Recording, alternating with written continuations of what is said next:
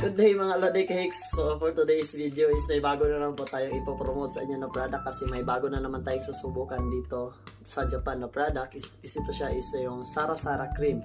So ang Sara Cream is para po siya sa ashi or fruit.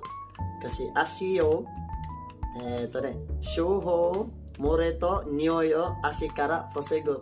Para ma-prevent po natin yung odor at saka yung pangangamoy sa paa natin. Kasi gawa ng dito kasi sa Japan, is hindi talaga maiwasan talaga na mangamoy yung paa natin. Gawa ng halos kasi nakasapatos tayo sa loob ng genba o sa workplace.